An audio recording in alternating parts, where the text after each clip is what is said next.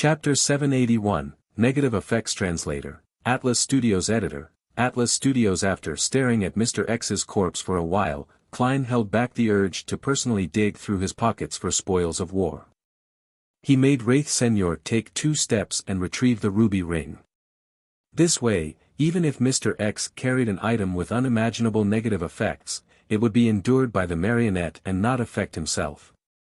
After some careful inspecting, Senior held the ruby ring, 48 pounds in cash, and an ordinary pipe filled with tobacco and walked back. That's all.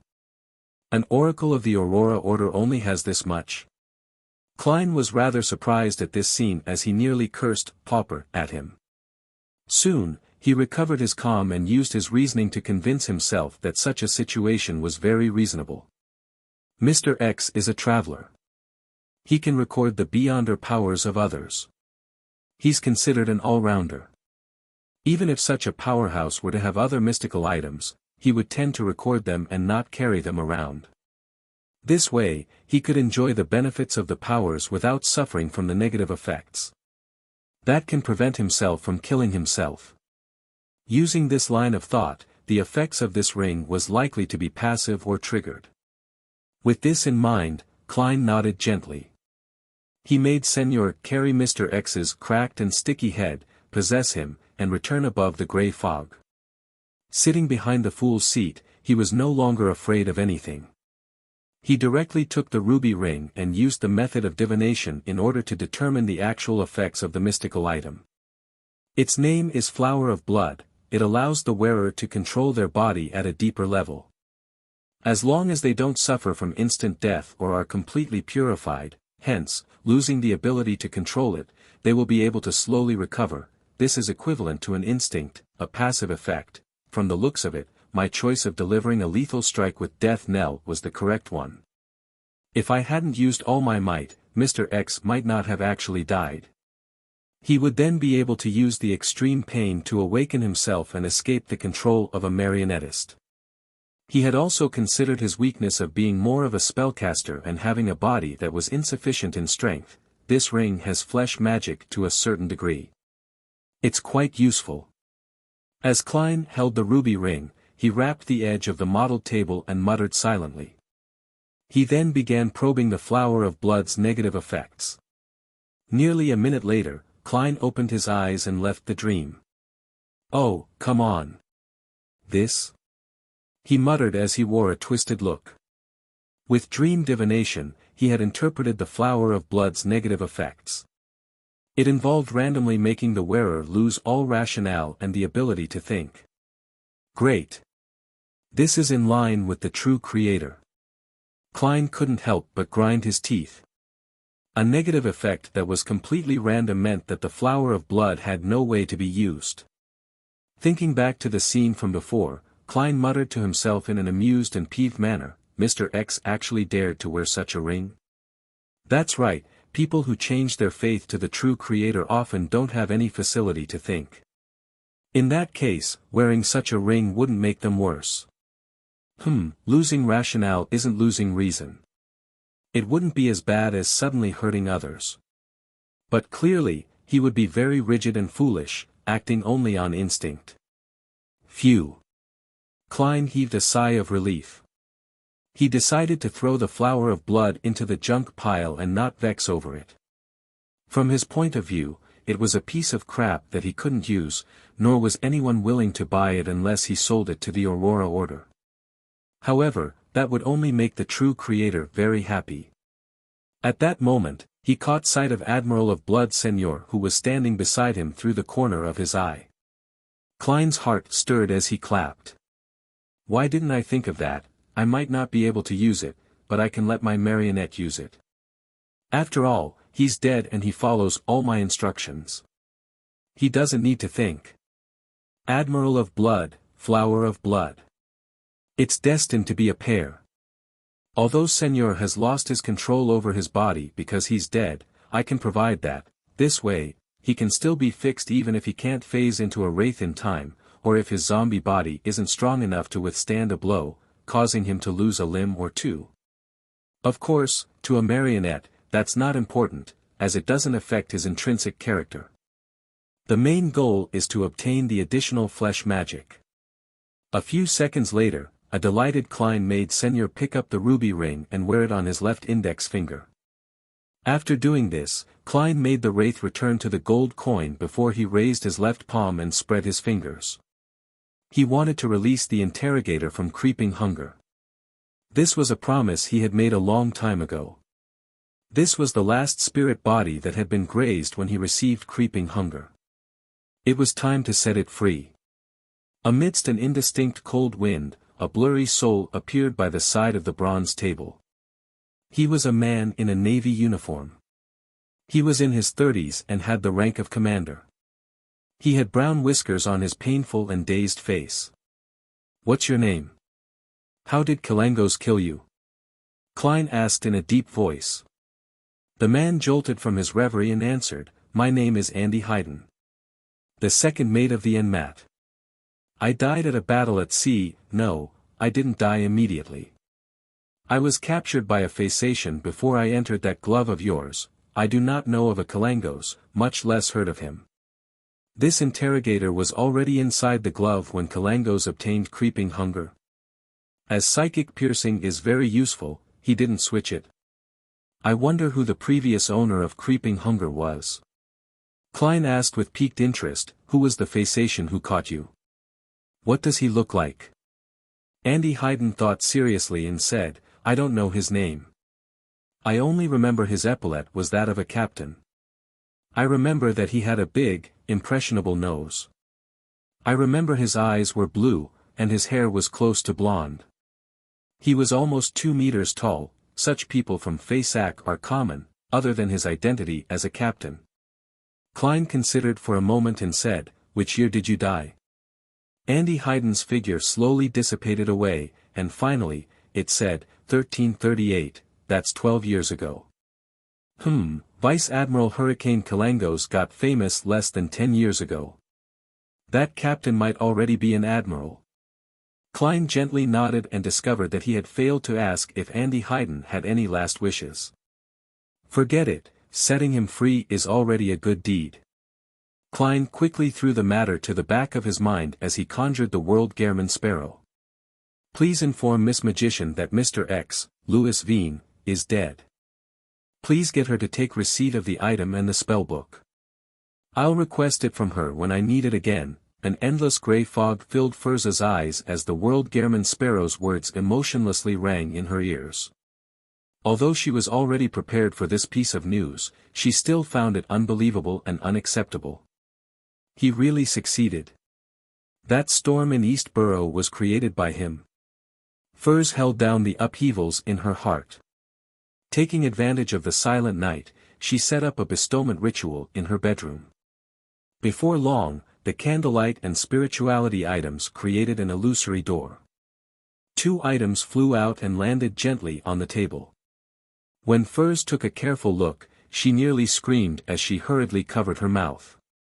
She took 2 steps back and kept close to the wall of spirituality. One of the 2 items was her Laymanos travels, while the other item was a hideous head covered in cracks. It was stained with blood as if they had pieced together, as it seemed to shimmer with what appeared like reflected light on glass. As a graduate of med school, and having worked as a doctor at a well-known clinic, Furs had seen her fair share of corpses, but never had she seen such a disgusting, creepy, and terrifying head. After composing herself, Furs looked at the head again, identifying it to be Louis Veen's. She carefully used astromancy to make a final confirmation. Following that, she muttered with a slightly twisted expression, "Mr. World shattered the target's head and then pieced them back together." At this moment, Furs couldn't help have a scene surface in her mind. It was of the cold Gehrman Sparrow sitting in front of a table, piecing together the bloody head fragments together, as though seriously putting a jigsaw puzzle together. This made Furs involuntarily shiver. She had an inexplicable feeling that the world was a psychotic killer with a serious mental illness. Moving her gaze away, she took 2 steps forward and picked up Laymanos Travels and casually flipped through it. Her gaze gradually froze because there were more spells in the spellbook, most of them seemingly related to wind and lightning. This made her recall the lightning storm that quickly passed in East Borough. She was convinced that it was created by Mr. World. Furs hurriedly flipped to the 3 charred yellow pages in Layman's Travels and found them blank. She immediately had a guess, believing that the World Gairman Sparrow had likely gained Mr. Fool's help to record beyond her powers at the demigod level. I just realized that if I have enough money and resources, I can hire the Tarot Club members to help me record different beyonder powers. This way, Layman's Travels will become extremely powerful, but I don't have the money or resources. I can request for a reward from teacher this time. I can say that I paid quite a price to help seek revenge for him. Furs thought and first thanked Mr. Fool before asking him to pass on the message to the world. I'm very sorry that my payment isn't proportionate to the difficulty of the mission. After I receive a reward, I'll provide compensation. After the prayer, Furs ended the ritual and hurriedly hid the head. If Zio discovers this, she'll definitely imagine a horror story. After she was done, Furs clapped her hands as she thought leisurely. When Furs replied, Klein had already returned to the real world. All he heard was a vague female's voice. But even so, he couldn't help the fear and horror he felt. This was because Death Knell had given him an additional weakness, the fear of women. Chapter 782, Saturday Night Translator, Atlas Studios Editor, Atlas Studios. On Saturday morning, Klein, who was wearing pajamas, rubbed his head and got out of bed. He didn't sleep well, as different women would inevitably enter his dreams, scaring him awake. He needed to spend several seconds to calm his emotions before returning to sleep again. Thankfully, this weakness only lasts 6 hours, and there's no need for me to head out in the middle of the night. I didn't have to face the maids. Klein sighed as he pulled the rope beside his bed. Richardson, who had been waiting outside, immediately entered with the clothes his employer needed to wear. I've no idea what a road said. Richardson seems to try to avoid me when facing me. Was it the kind of ladies he mentioned he likes, and that it happens to also be at odds with how society views it? Klein happened to only hear the magic mirror mention the kind of women that Butler Walter liked when he rushed back. He wasn't sure what had happened prior to that.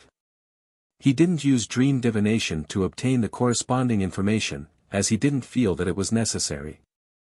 After all, with Richardson's personality, he wouldn't have the courage to take action no matter who he liked. It wouldn't have had any additional effects. After changing into his clothes, Klein headed to the second story and walked to the dining room. Walter was wearing white gloves as usual, waiting by the entrance.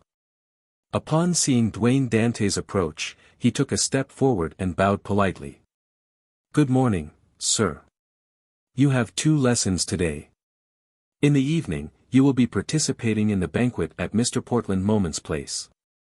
Portland Moment lived at 100 Buckland Street. He was a full-time professor at Backlund University's Department of Engineering, a fellow at the Lone Kingdom Imperial Science Institute. As he had discovered a few metal alloys, he had received the Light of Machinery Award, and he was just second to people like Turani von Helmesuen in the world of academics. Furthermore, the few metal alloys were widely used in ship and steam engine construction. Just the licensing patent was enough to make him a tycoon with a wealth of hundreds of thousands of pounds. Upon hearing Walter, Klein casually glanced at him, realizing that he had some dark eye circles. His eye bags were a little puffy, making him look different from usual. It was as though he hadn't slept well the entire night. If not for a faceless powers, Dwayne Dante's would probably look the same. Klein retracted his gaze in pity and didn't speak further. As he nodded gently in response to Walter's greetings, he entered the dining hall. To be honest, Klein was rather impressed with him. He was able to hold back his fantasies and stop himself from approaching her to seek out pleasure, despite frequently meeting a demoness. All he did was have wet dreams that included the target when alone at night. One had to know that a demoness, especially one who was in the midst of or having passed the pleasure sequence, had a charm that far exceeded a beyonder's effects towards males. Every action was filled with a charm that made any men who came close to them feel intoxicated and lost. It was like consuming opioids and gradually developing into something more serious, to the point of not being able to extricate oneself from the pleasure given by a demoness. Perhaps only gay men could effectively resist such charms. Of course, Klein suspected that gay men were not immune to it either. This was because one's mind and hormones would be affected, creating changes that originally didn't exist. Furthermore, a large number of demonesses were men to begin with. This lowered one's psychological resistance. And precisely because of this, even though he was a sequence 5 beyonder, Klein had to constantly maintain a high-strung state when facing demonesses like Trissy and Tracy. He was afraid that any mishap might cause him to be charmed. Even he wasn't immune to such effects, much less an ordinary person like Butler Walter. This wasn't something that willpower alone could resist. Although perhaps being a result of Prince Edisac's death or her own advancement, Trissy was clearly able to rein in her charms. Walter is only an ordinary person. Even if he is one, he's at best a sequence 9 or 8. For him to maintain his present state implies how strong his self-restraint is. He's very loyal to Prince Edisac, and he loves his wife and daughter. As Klein sighed, he sat down. Breakfast today was his favorite desi pie. The oil that effused out of it made him salivate. The sea late at night was nearly black as it was faintly dyed with a sliver of crimson red. It was calmer and quieter than in the day. The Blue Avenger was ebbing up and down in the waves like a ghost as it cruised towards the crimson moon. Alger Wilson stood at the bow, looking far away at the waves. On the surface, he appeared staid as usual, but deep down, he could hardly hold back his agitation. Ahead of him was the abyss maelstrom north of Sonia Island. As it was a dangerous vortex that was famous for appearing without any signs, no ship was willing to enter these dangerous waters. After delivering the report and leaving Pasu Island, Alger commandeered the Blue Avenger all the way north where they circled around Sonia Island and headed for this area. Midway, they had docked at a harbor for resupplies without wasting any more time. As for whether he would be suspected for heading north, Alger wasn't worried. This was because the Church of Storms was happy to have its captains head north of the Sonia Sea and the Fog Sea in order to obtain intel on the Fasak Empire, Intis Kingdom, Church of the Eternal Blazing Sun, and the Church of the God of Combat. Looking back at his ship, Alger walked deckside, took out a charm made of tin, held it in his palm, and chanted the incantation, Storm.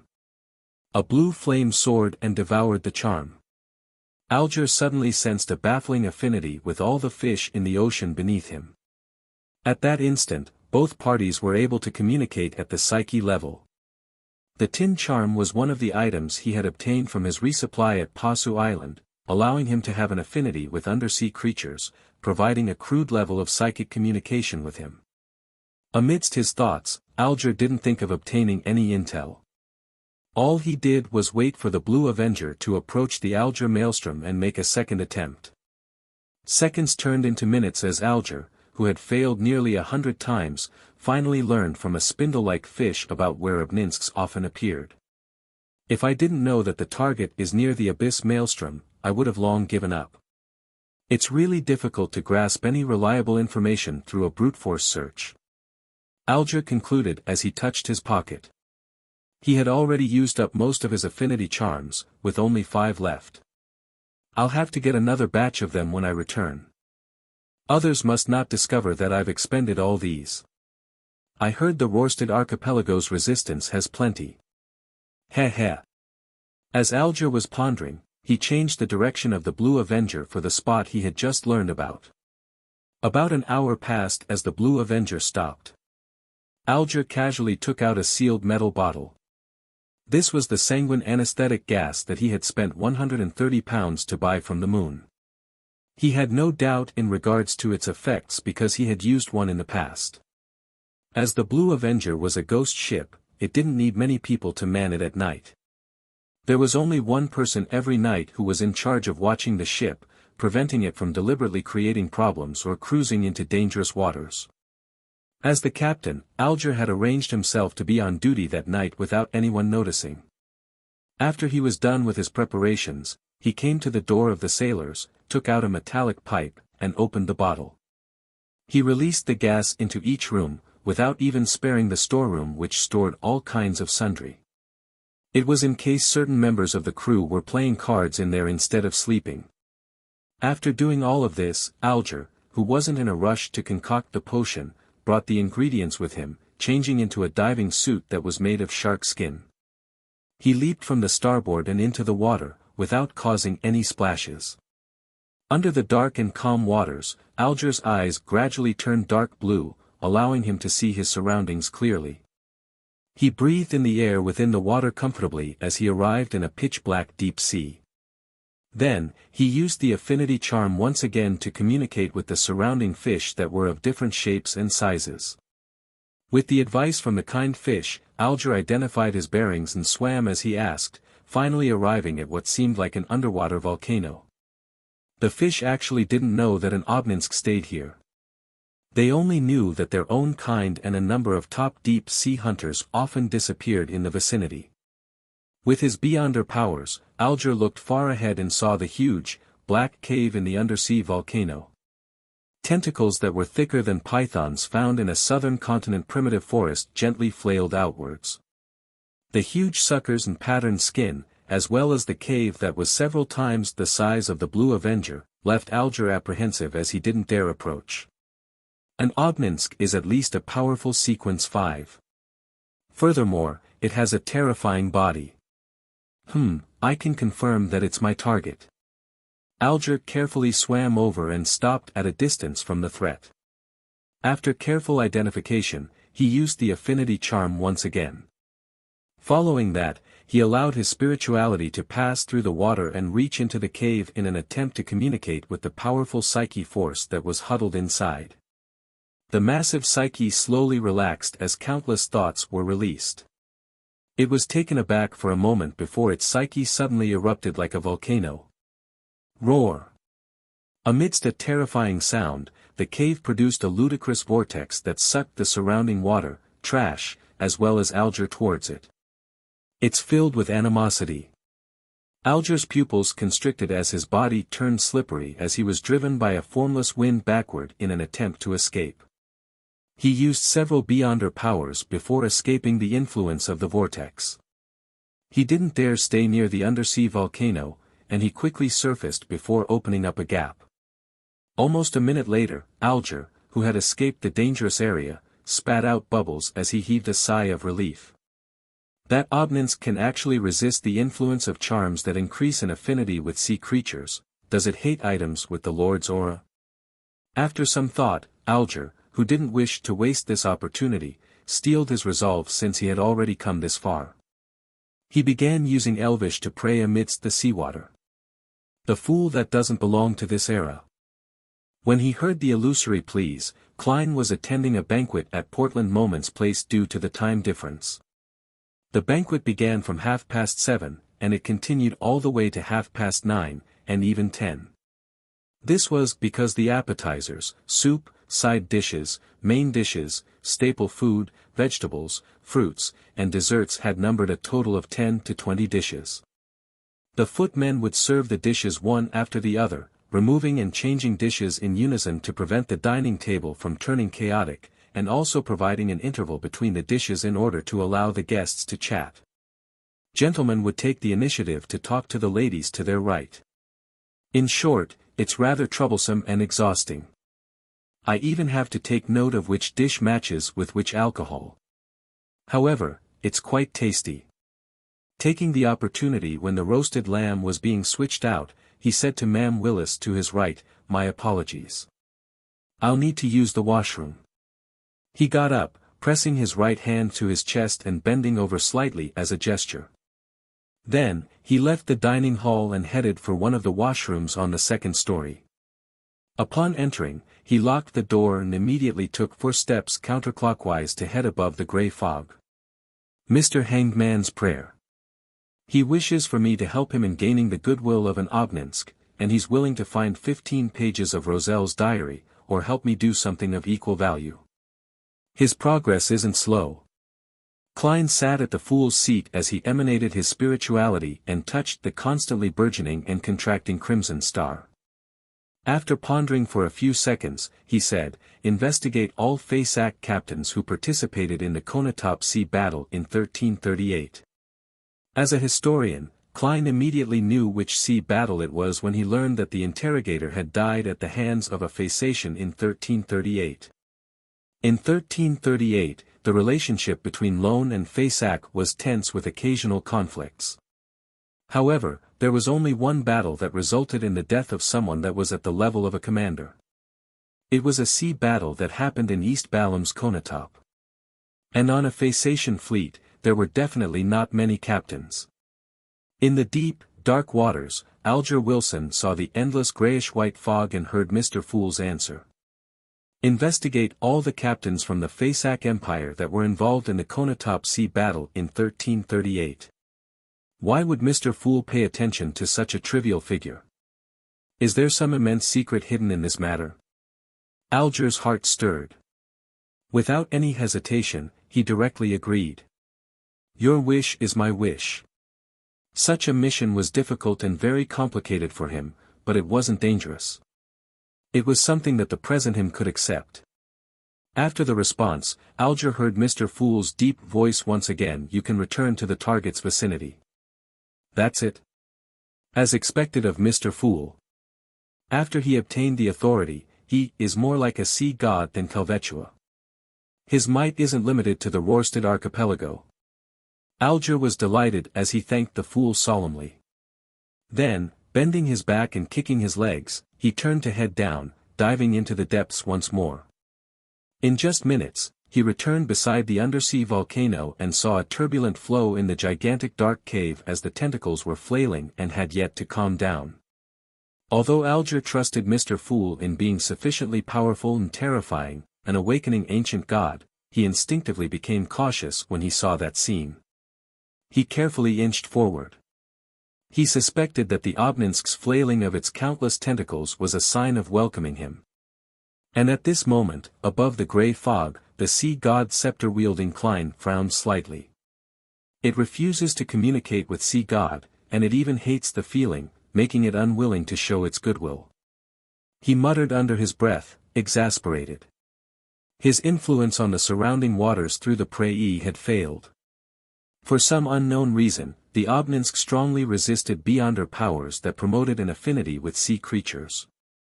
Through the prayer scene, he could see the thick tentacles thrashing about, and he vaguely sensed that the target was infuriated. It was trying to rip apart all living beings that dared approach it. Mr. Hangman has gone over. He's going over. The corners of Klein's mouth twitched as he decided to switch his approach. He raised the sea god scepter a little higher, allowing the blue gems at the tip light up one after another, emitting a bright, blinding light. Right on the heels of that, he directed the violent aura of lightning storm over, casting it on the Obninsk. The thick tentacles that thrashed about at the bottom of the sea suddenly froze before falling down. They clung close to the seabed as countless green points of lights appeared in the dark cave. Amidst a jarring rumbling sound, a terrifying monster that could devour a sailboat crawled out. Its patterned black body was massive and distorted. It had a total of 3 heads, and each head had more than a dozen eyes. All of them were emitting a green light.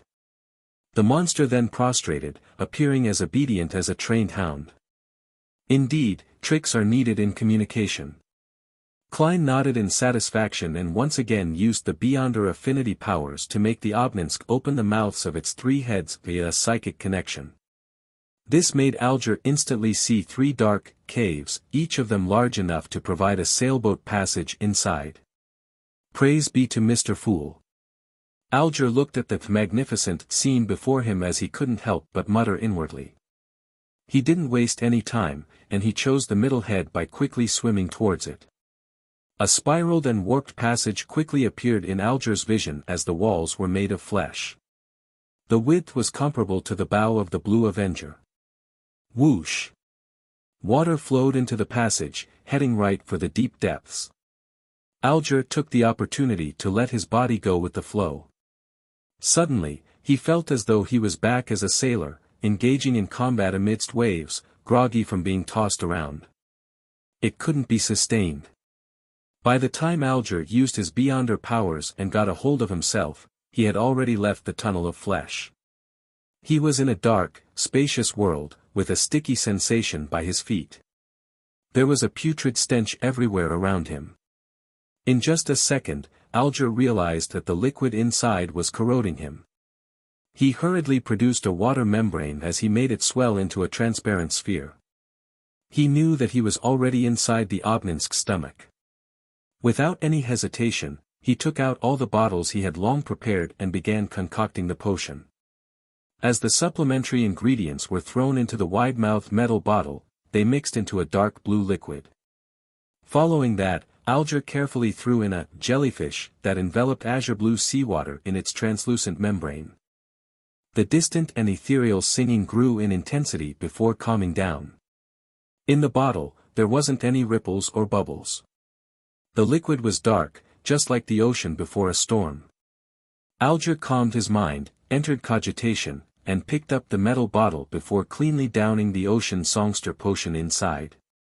The liquid was cold as it brought about a numbness that slid down his gullet and into his stomach. It then spread throughout his body cells at an unimaginable speed.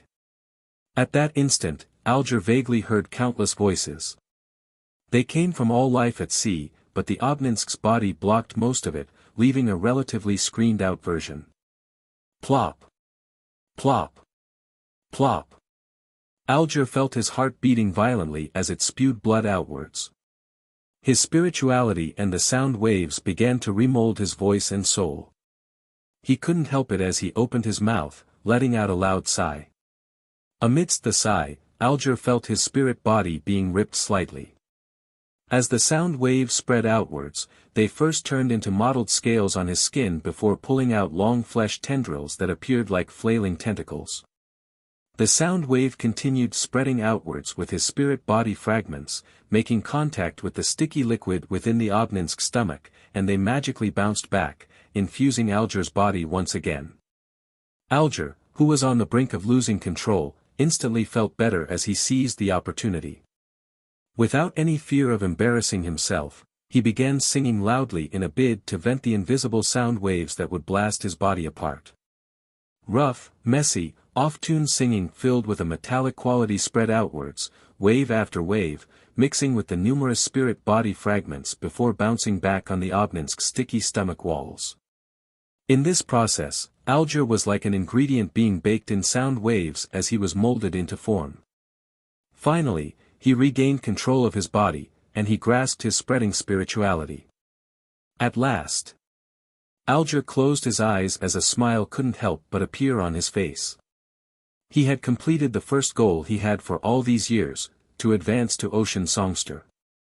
I've gained superficial control of lightning, gaining a more all-round underwater mobility, as well as the ability to use singing to affect targets. The latter ability is different because of every person's uniqueness, producing different branching paths. One of them is to use beautiful singing to disrupt an enemy's spirit body, causing him to turn adrift and fall into a daze. Another is to raise one's explosive strength, another is to simulate a thunderous boom to leave others in awe, and another is to use chaotic and unpleasant singing to leave the enemy frustrated, causing them to lose their rationality. Alger inspected himself as his expression turned a little odd. He soon put these thoughts away, picked up his items, and swam towards the Obninsk's mouth before gently tapping on the already closed mouth. The mouth slowly opened as it roared suddenly, spewing out everything in its mouth. Alger instantly felt as though he was in midair as he nearly collided with a shark. After a series of actions, he surfaced and swam towards the Blue Avenger. Only after the ghost ship's outline was reflected in his eyes did he truly heave a sigh of relief.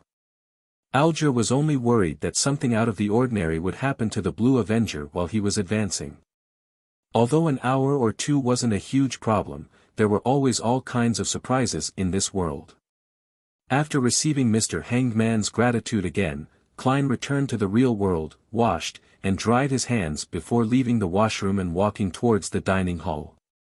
As the fragrance of food inundated his olfactory senses once again, he slowly drew a breath as he returned to his seat with a smile. As he gestured to the guests, he sat down. At this point, it was already time for dessert. From the looks of it, I stayed too long in the washroom. I hoped that after today there wouldn't be talks about Dwayne Dantes having constipation. Klein silently muttered to himself as he smiled at Ma'am Willis to his right and said, "When I was young, I ate all kinds of strange food in the southern continent. One of them was called tennet tree plums. They taste like bland butter, just like these desserts." He euphemistically explained the reason for his delay by implying that he had weakened his stomach from his younger days. Ma'am Willis glanced at Dwayne Dantes and said with a smile, completely unfazed, "Your past, and your experiences in Desi Bay and the southern continent, are more interesting than any novel I've read. It makes me feel like having a similar experience of my own. Of course, they're just real-life stories that have been tweaked. It's all thanks to Anderson Hood, a hunter that goes everywhere." As Klein cast his gaze on a tiny butter cake, he chuckled. "It's because those are only the interesting ones. There are many that I'd rather not be reminded of." After that simple statement, he began enjoying the dessert.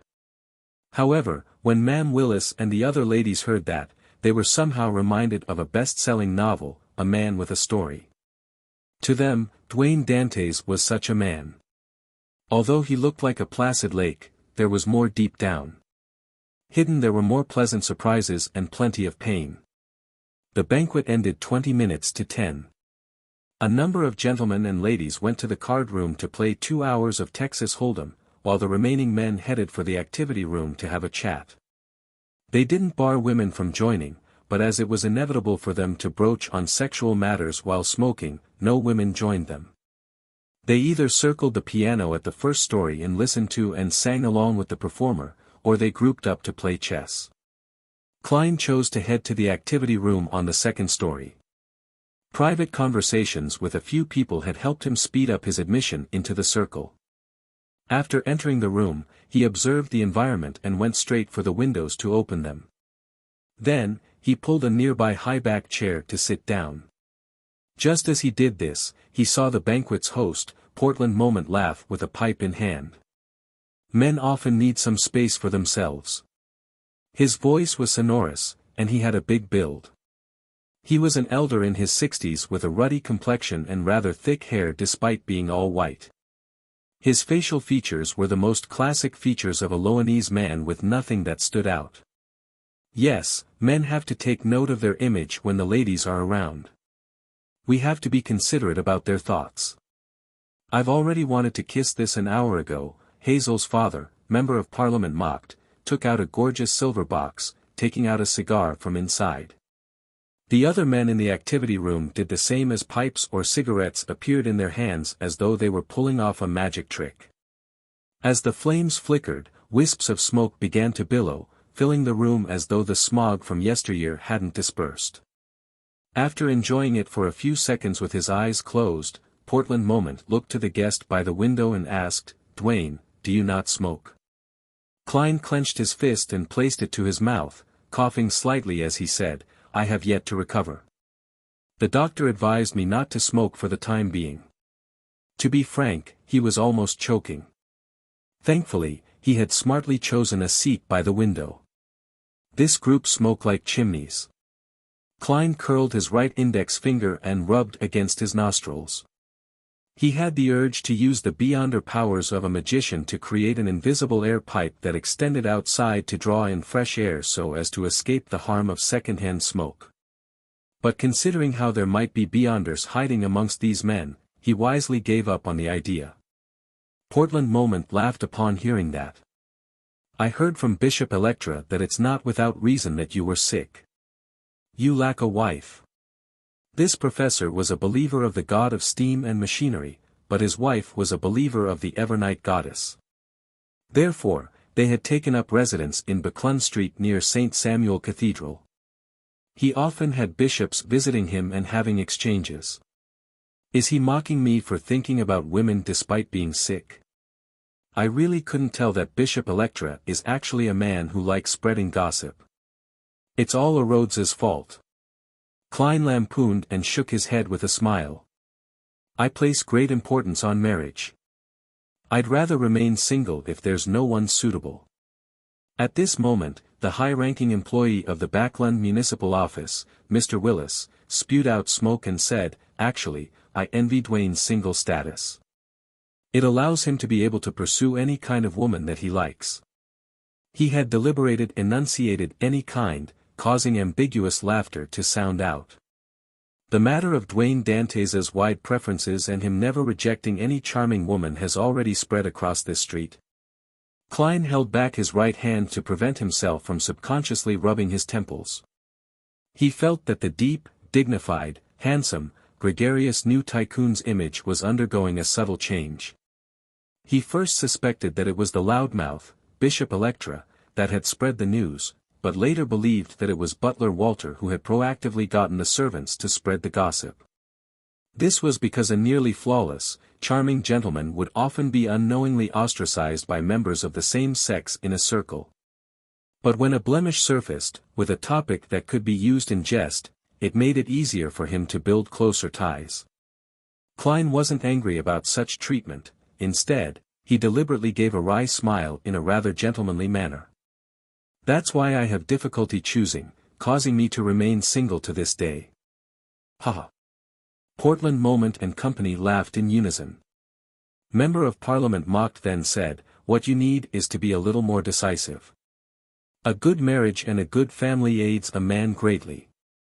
He stopped teasing him and gave serious advice. "From the looks of it, no matter which world you're in, you can't escape the fate of being pressured into marriage."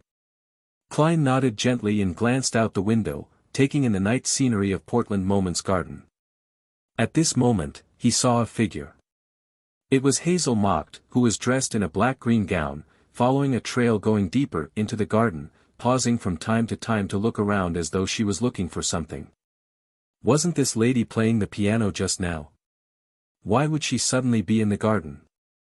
When Klein retracted his gaze, Hazel's figure was blocked by flowers. When guests attend banquets or balls, leaving the hall to head into the garden isn't something impolite. After all, it's a very stylish habit to take a stroll under the moon and take in the flowery aroma of the night winds. However, this often implies a rendezvous. Who's Hazel rendezvousing with? No, it doesn't seem like it. No one that came today is truly her equal. Although she doesn't appear as arrogant after the fright she suffered in the sewers, making her occasionally look depressed, she still seems to belittle ordinary people deep down. She's dealing with the negative effects of the mystical item.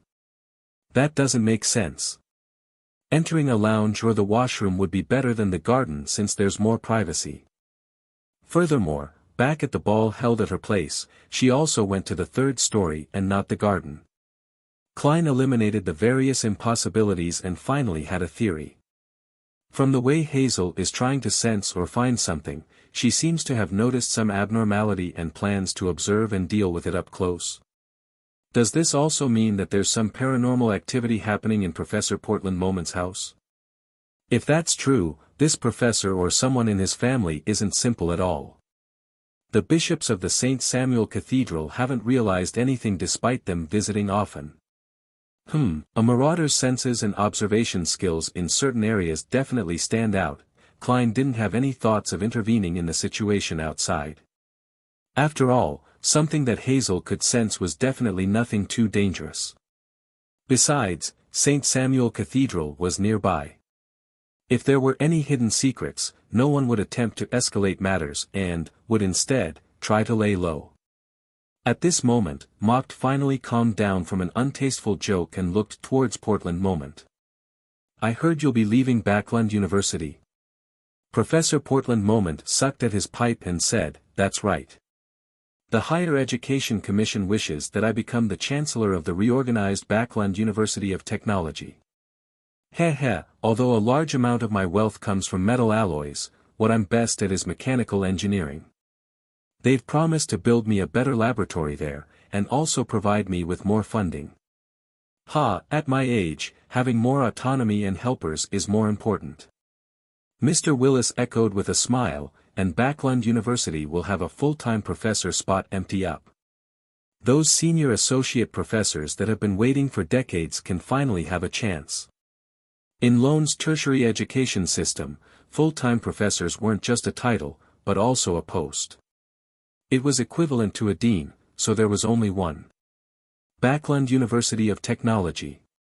Klein smiled as he listened, keeping silent on matters he didn't know much about.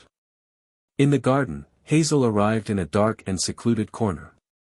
She had discovered that ants and other insects on the ground were gathering in an abnormal manner, and her spiritual perception felt that something was hidden here. This was innate to her sequence, and it had never failed in the past. Without any additional help, she could directly choose the precious items hidden among several sealed boxes. Of course, she wasn't able to distinguish what it was exactly. All she knew was that compared to the rest, what her spiritual perception told her was something definitely more valuable. Just like Mr. Dwayne Dantes. He definitely has extremely precious items on him. Hazel curled the corners of her lips as she cast her gaze at the soil, which looked a little loose. She sensed that copious amounts of spirituality were gathered underneath, thus attracting insects and souls.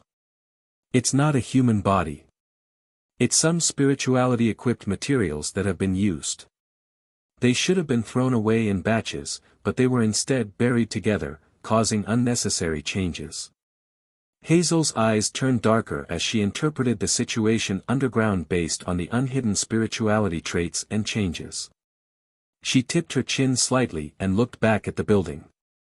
She believed that Portland Moment's family had at least one person with extraordinary powers.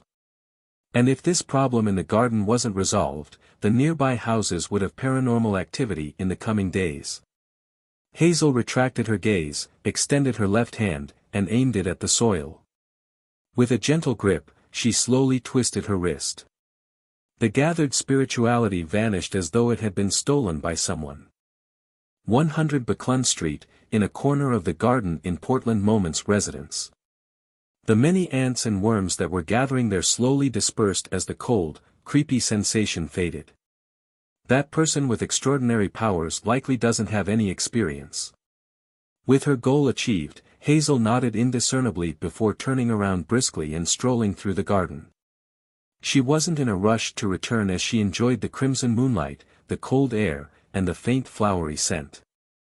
After a long while, Hazel stopped her stroll and left the garden, entering the hall on the first story. At this moment, apart from the guests still playing Texas Hold'em, many ladies and gentlemen had bid farewell. Moments after Hazel found her mother, Ma'am Rihanna, she saw her father, Member of Parliament Mocked, and a few other gentlemen walking down as they conversed with lively expressions. "Are you ready to head home? You have to visit a very important guest tomorrow morning."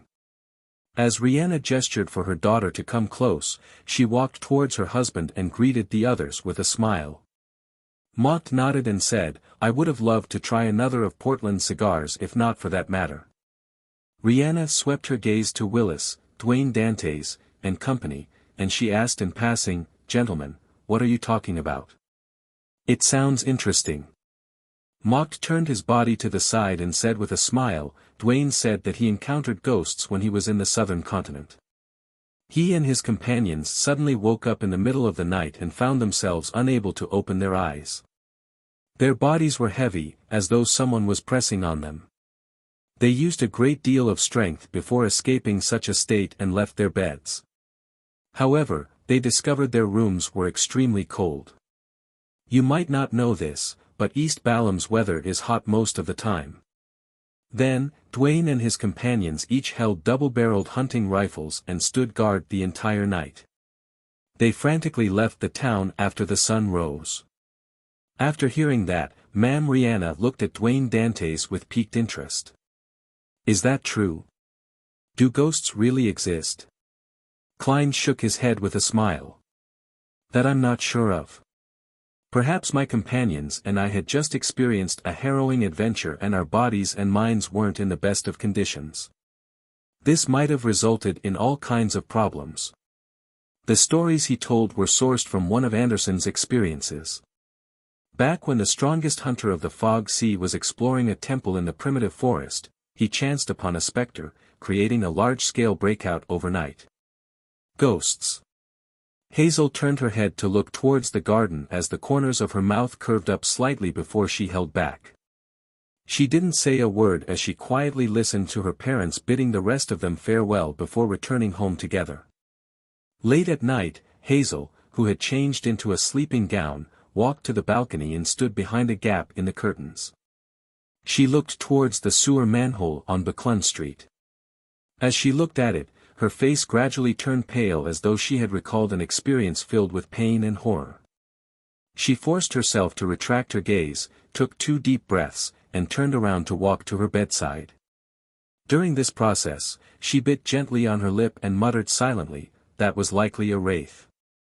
Definitely, I need items or charms in the sun domain." While Hazel was looking at the manhole, Klein was also doing the same. It's been days. I wonder how well that demoness, Trissy, has recovered and whether she has left or not. Thankfully, after Hazel was given a scare by me, she hasn't dared to approach the manhole.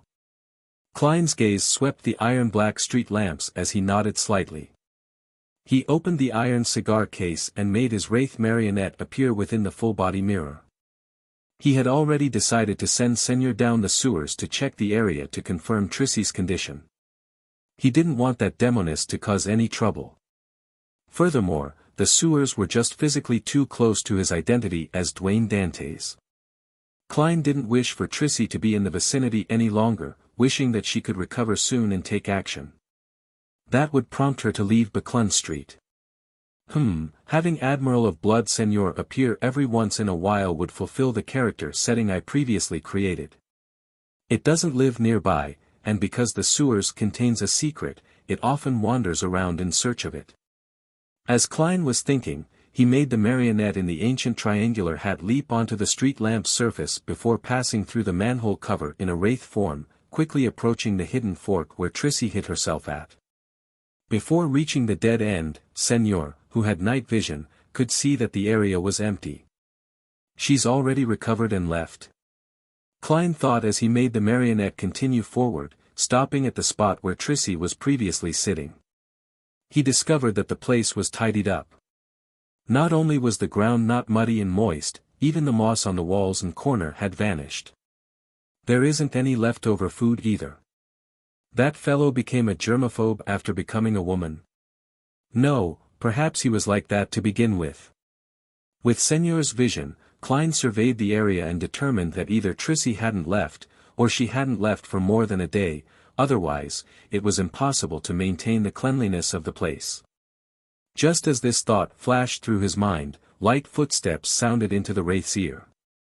Under his control, Senior retraced his steps and wasn't surprised to see Trissy in her black dress.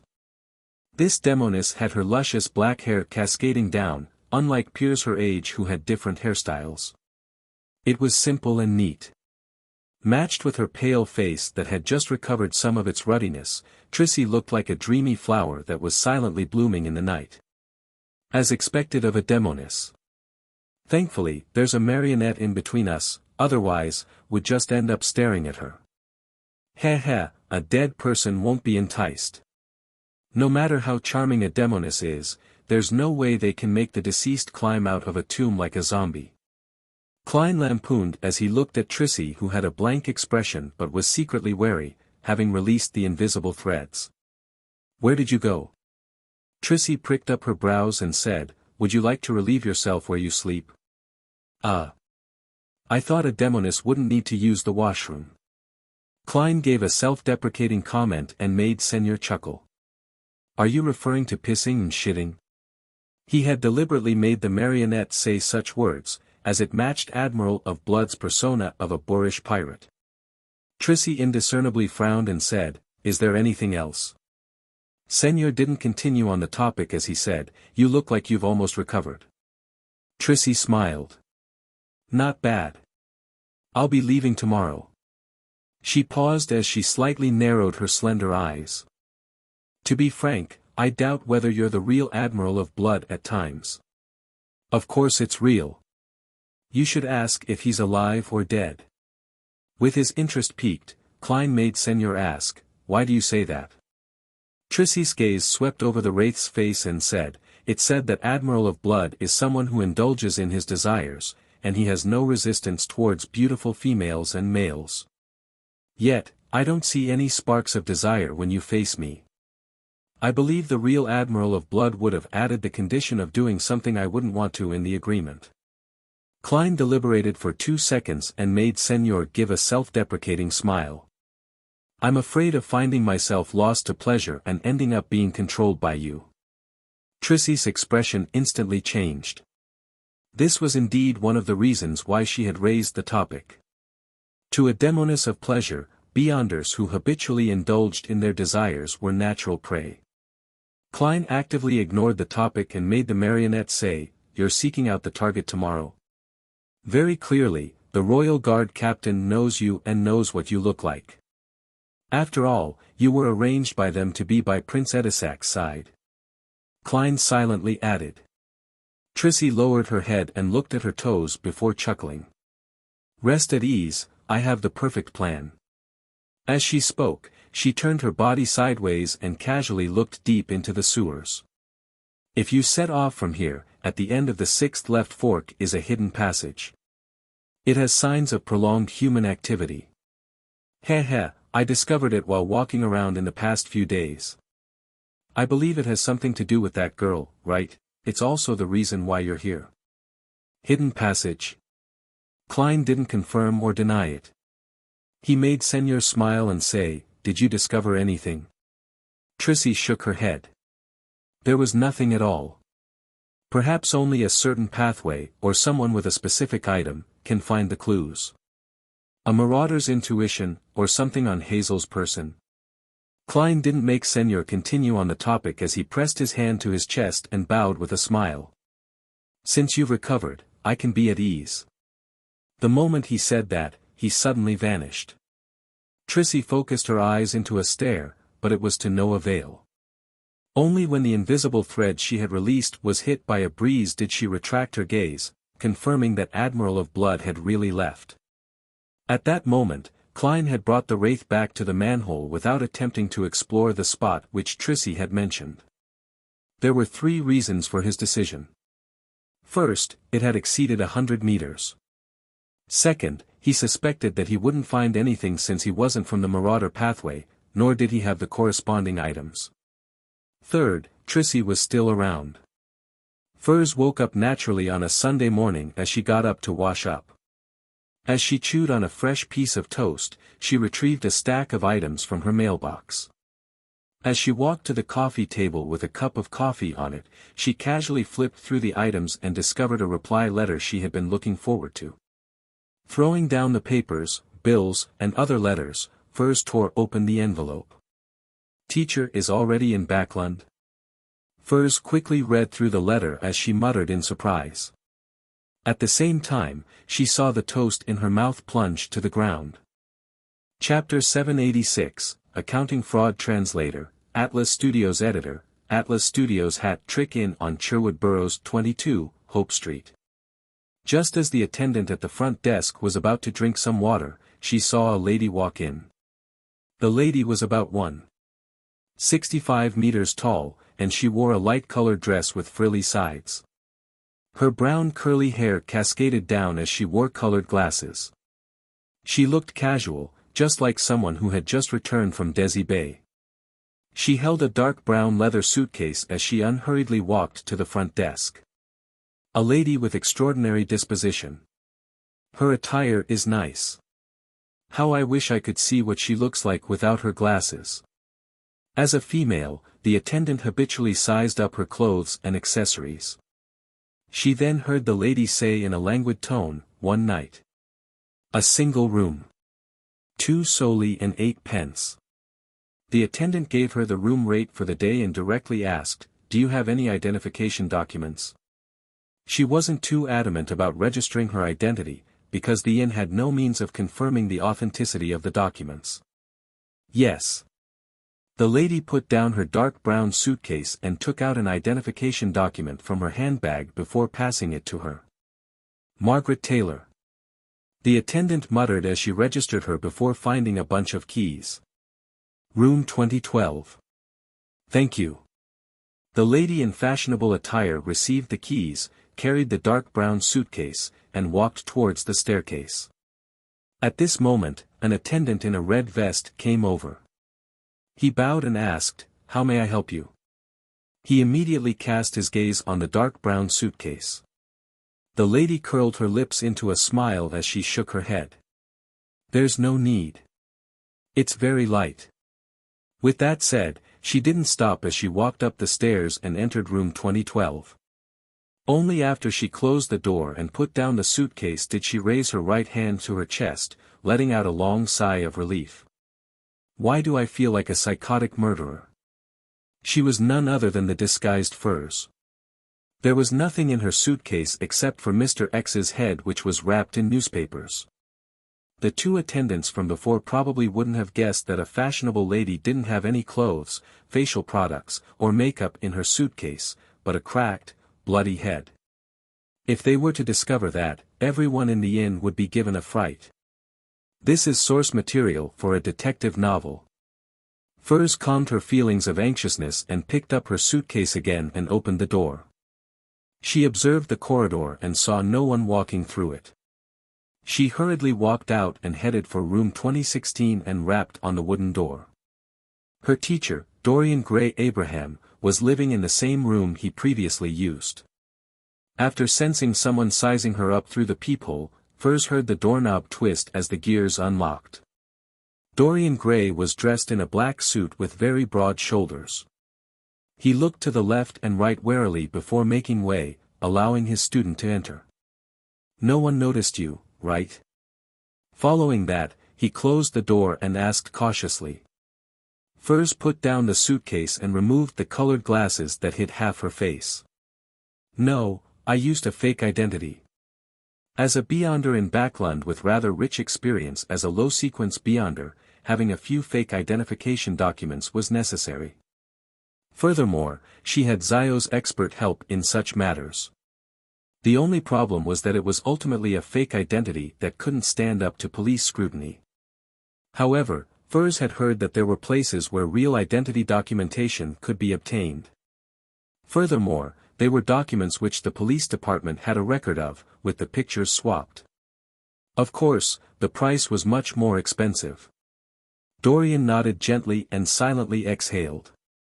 As he got Furs to sit, he brought a chair over and said, "You mentioned that someone is paying to find the direct descendants of the Abraham family at a Beyonder gathering in Backland? And the goal is to find information on Mr. Dorr?" "Yes, teacher," Furs said nothing but the truth. "I don't know much about the family, so I thought of asking you to see if you knew anything." She hid 2 points, namely the Beyonder gathering being called the Tarot gathering, and that she long knew that her teacher was a member of the Abraham family. Dorian sat down and drank a sip from a white porcelain teacup. He asked with a calm expression, "Who was the one asking?" "I'm not sure. I can only confirm that it was a woman. She had concealed her appearance. She seemed very powerful and must have quite a strong backing." Furs described her impression of Ma'am Hermit. What she didn't say was that this woman had close ties with Queen Mystic Bernadette. Dorian Gray pondered for a few seconds before saying, "I don't know much either. All I know is that Mr. Dorr is the ancestor of the Abraham family. He vanished during the War of the Four Emperors. You can try using this piece of information to get some of the bounty. Mr. Dorr is the Abraham family's ancestor. Mr. Dorr, who made the Abraham family suffer the curse of the full moon, causing many members to lose control, is actually the Abraham family's ancestor." Furs was alarmed. Having already learned some of the problems of the Abraham family from Mr. Fool, she couldn't believe that the cause of all of this was the source of the bloodline. Does Mr. Dorr not know the consequences of his actions? Furs muttered silently as she couldn't help but frown. Dorian Gray noticed his student's abnormal reaction as he asked, somewhat puzzled, "Is there a problem?" "Oh no, I didn't manage to hide my expression. Furs deliberated and said, I just don't understand. It's been more than 1,000 years, so apart from the Abraham family's direct descendants, who would wish to gather information on Mr. Dor and why? Perhaps they're trying to find Mr. Dor. Ah right, Queen Mystic is Emperor Roselle's daughter, and Mr. Dor has appeared in Emperor Roselle's diary. Therefore, the Queen is trying to find Mr. Dor to figure out the truth of the past. That's normal. However, Mr. Dor vanished in the War of the Four Emperors, more than 1,000 years before Emperor Roselle's era. How did they manage to contact each other? Could it be that Emperor Roselle could also hear the full moon ravings? I remember Mr. Dor making a remark that Mr. Dor might be calling for help. If that's the case, it's really. As an author, Furs was momentarily at a loss for words to describe her feelings. Dorian revealed a wry smile and said, certainly, I'm also puzzled about this problem. Remember to tell me if you find the answer. Furs didn't harp on this matter, afraid that Dorian Gray would notice anything amiss. She then said, Teacher, why did you suddenly come to Backlund?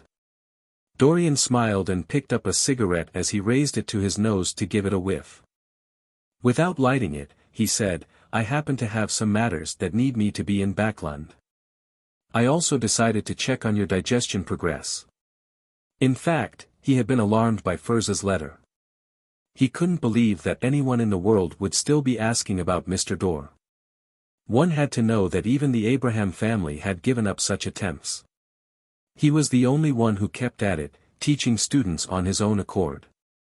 This also made him recall a prophecy that was passed around within the family: the Abrahams were increasingly approaching their destruction. When he connected the two matters together, he rushed over to Backlund to confirm his student's situation. He wished that she could advance as soon as possible, leaving some hope for the Abraham family. I just grasped the various astrological knowledge, Furs replied, feeling a little guilty. Due to her lack of money, she hadn't bought the high-quality crystal ball needed by an astrologer. To not continue on this topic, Furs began asking Dorian Gray about the acting principles needed for astrologer, obtaining advice such as, astrology isn't all-powerful. Towards the end, Furs glanced at the dark brown suitcase beside her and said, Teacher, there's one more matter. What is it? Dorian leaned back into his chair as he leisurely drank a mouthful of black tea. Furs followed the script she had prepared and said, after knowing that Louis Veen betrayed the organization, inflicting a great deal of harm upon all of you, I've always had the thought of finding him and exacting revenge for all of you. Give up that thought. Dorian sat up straight. Even if you have Lamino's travels, you are no match for him, much less able to kill him. I'm very glad that you have such thoughts, but there's no need to take unnecessary risks. I'm definitely not able to do it alone. Furs mumbled silently before saying, I got to know a very powerful bounty hunter. I spent about £10,000 to seek his help. She wasn't able to estimate the cost of the job, so she had used the price that Miss Audrey paid when previously entrusting them to kill the Intis ambassador. That might be a cheat. Louis Veen is likely a traveler, and he has the support of the Aurora Order. Dorian didn't hold any hopes of any bounty hunter being Louis Veen's match when he heard his student say, he has already succeeded. Cough. Cough. Cough. Dorian choked on his saliva as he broke out into a fit of coughs. He dropped the teacup to the ground, but it bounced up like magic, firmly landing on the coffee table. He has given me Louis Veen's head. Furs held up the dark brown suitcase and opened it, taking out the spherical object which was wrapped in newspapers. With the newspapers unfolded bit by bit, Dorian saw that face he would never forget. The smug smile on Louis Veen's face back when he attacked the Abraham family's headquarters was gone. His head was covered in cracks, as though it had been glued together piece by piece. It was gruesome, filled with pain and despair. As an astrologer, Dorian Gray's spiritual intuition told him that it was undoubtedly Louis Veen's head. Good, very good. Dorian muttered in excitement before looking up at his student. Who was the bounty hunter? I can't imagine Backlund having such a powerful bounty hunter. Furs hesitated for a moment before saying, Gehrman Sparrow. Chapter 787, Dorian's Warning Translator, Atlas Studios Editor, Atlas Studios Gehrman Sparrow. Dorian felt the vessels on his forehead pulse when he heard that as he held his hands together, tensing up without realizing it. Situated in Pritz Harbor, he inevitably learned of the various news at sea, both actively and passively, knowing far more than the residents in Backlund who relied on the newspapers. In recent months, he often heard from different channels of information about Gehrman Sparrow. From killing Steele Mavady to severely injuring Vice Admiral Aylman Tracy, to successfully hunting Admiral of Blood Senior, all these stories were colored with mania. He left the sea and came to Backlund. He hasn't changed his trait of craziness. Dorian held back the horror and wariness that subconsciously rose in his heart as he looked at his student and said in a deep voice, "It's best that you minimize your communication with that bounty hunter. He's bound to get into big trouble one day, and it wouldn't take long for that to happen. Teacher is indeed experienced and has great acumen." He instantly saw through Mr. World's intrinsic nature. "Unfortunately, I'm already a member of the Tarot Club, so it's impossible not to communicate with him." Furs adjusted her state of mind and sincerely nodded. "Yes, teacher." Dorian composed himself and once again looked at his former student and current enemy, Louis Veen. However, this traveler could no longer speak. He didn't even have an iota of spirituality left. After a few seconds of silence, Dorian leaned back slightly and looked at Furs. "You mentioned paying £10,000 for the job." He wasn't aware of Furs's financial situation, other than knowing that his student was a best-selling author who likely earned quite a bit from her royalties. Furthermore, she seemed to be doing quite well in the few Beyonder circles with transactions that rewarded handsomely. Therefore, it wasn't too surprising or unacceptable that she could save up £10,000. Furs fidgeted, feeling a slight guilty conscience as she said, "Is it too expensive?" She deliberately asked a question in order to hide the fact that she had mentioned a fake number, so as to show that she didn't have much experience in such matters. Dorian shook his head. "No, it's too cheap. It's so cheap that I suspect whether Gehrman Sparrow has other motives." As a member of the Abraham family which had suffered numerous setbacks, he often maintained a relatively high level of wariness. In the professional terminology of various clubs and gatherings, that's called a membership fee. Furs lampooned as she frankly said, there were other conditions, including everything on Louis Veen's person belonging to him, as well as the requirement of me providing him help. Also, I promised that if he's in need of cash in the future, I will compensate him an additional £3,000.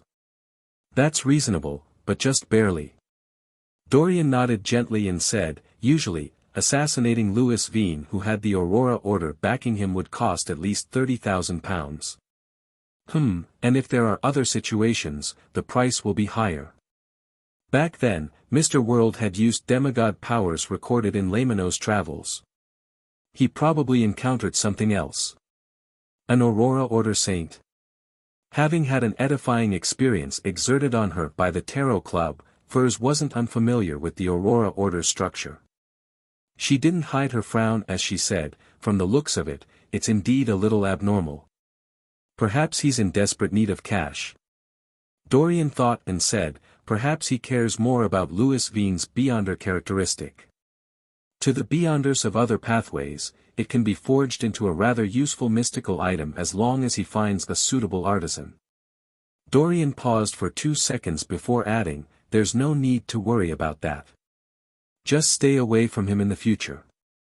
Perhaps he had long targeted Louis Veen, and he was just using the information you provided to carry out the assassination while still getting an additional bonus. Dorian didn't continue on the topic as he took out a fist-sized pure crystal ball from his pocket. It's made of star crystal, and it can effectively raise your astromancy. The light shone in from outside the window as resplendent waves surfaced within the crystal ball. Without waiting for Furs to reject, Dorian chuckled. Louis Veen is my enemy. The payment used to get rid of him should be paid by me. I don't have that much cash at the moment, and I can only use some items to deduct from the payment. No, there's no need. Furs shook her head, partially genuine, but partially in contradiction to her will. It was genuine because she only wanted to seek revenge for her teacher back when she thought of getting rid of Louis Veen without considering the possible reward she could later receive. It was in contradiction to her will because she couldn't reject the reward. Dorian said with a stern expression, "Do you wish for me to be ashamed and uneasy? Don't worry. I still have quite a bit of wealth." Furs nodded in response. "All right then." Dorian smiled once again. "Also, I've brought you the scribe potion formula. You can gather the corresponding ingredients as you digest the astrologer potion. Heh, I'll prepare one of the main ingredients for you, the brain of an asman. You'll have to rely on yourself for the rest." An asman was said to be a monster that existed in ancient times.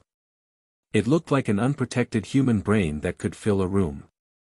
Not only could it create terrifying illusions, but it could also make its attackers die from their own attacks. As he spoke, Dorian took out a yellowish-brown goatskin and passed it to Furs. Furs received it in gratitude and quickly scanned the list of main ingredients: 1 complete brain of an asman, cursed artifact of an ancient wraith. I hope I can gather the remaining ingredients before I finish digesting the astrologer potion. Just as Furs rolled up the goatskin, she saw Dorian take out a pure golden box from his suitcase. After removing the wall of spirituality, Dorian opened the box as he said, "Without the gold enclosing it, the brain of an asman will constantly affect you, causing you to hallucinate until you lose your mental facilities." Inside the squarish box was a blob of grayish-white, translucent, and wrinkled object. It was about a fifth the size of Louis Veen's head. As expected of a family with a long history. Furs sincerely thanked him once again and received the golden box and skillfully closed it and used a wall of spirituality to seal it. Dorian didn't stop and instead gave an excuse for Furs to stay back. He set up a ritual and summoned the void creature Malmouth, who enjoyed music. He then took out 2 documents from the creature's spherical body. He had prepared the 3 items for Furs when he received the shocking news regarding Mr. Dorr, therefore, he had it on him. These are 2 pieces of property in Backlund. One of them is in Hillston Borough, and the other is in Sherwood Borough. They're in excellent locations and should have a total valuation of about £6,500. The amount you can sell them for will be yours, Dorian said with a smile. Although the Abraham family was in a state of decline, as a former angel family with a long history, it still had quite a bit of resources, including land, tree farms, property, manors, and mines. However, Dorian only had control over a few, with most of the remainder belonging to the various smaller families. The place I'm renting costs £2,500 and is in an okay district but an average location. What teacher gave me today does add up to about £10,000. Furs couldn't help but sigh inwardly. In the Holy Wind Cathedral, Deep Blue officiant Randall Valentinus looked at the mandated Punisher deacon and said, "Any findings?" The new Backlund archbishop was a middle-aged man with a domineering demeanor. His dark blue hair was thick, and he had large earlobes. His eyes seemed to constantly hide lightning and storms within them. The mandated Punisher deacon standing before his desk was a thin middle-aged man wearing a modified captain's hat. His looks didn't stand out, but there was an anchor tattoo on his neck. The man answered reverently, "Your Eminence, we've already caught some of the members who participated in the gathering. However, they have no idea who the rest are, much less know of the person who assassinated Mr. X. According to their description, the assailant was about 1.6 meters tall and likely female. We can't rule out the possibility that it's a short man." Randall held back his anger and asked, "What do you plan on doing next?" "As we are temporarily unable to know who Mr. X invited to the gathering, and 1.6-meter tall women are common, our plan is to relax our stance on the surface as we target a few suspicious targets and convert those we've caught into informants. Without us exerting any danger, those bunch of lunatics from the Aurora Order will definitely seek out the murderer themselves in order to avenge Mr. X. They'll likely do a carpet search, and this way, not only will we find the assassin, but we can also discover more clues to the Aurora Order, the thin middle-aged man explained in detail. Randall nodded in thought and said, Roy, when taking action, remember to apply for a Grade 1 sealed artifact. The situation is clear that the Aurora Order has at least a saint in Backland. And the assassin's strength is greater than the typical Sequence 5 Beyonder, and they similarly have a demigod backing them. Yes, Your Eminence. Roy Wellesley struck the left side of his chest with his right fist. Dwayne, you often exceed my expectations. It hasn't taken you long to finish studying the revelation of Evernight's Book of Wisdom.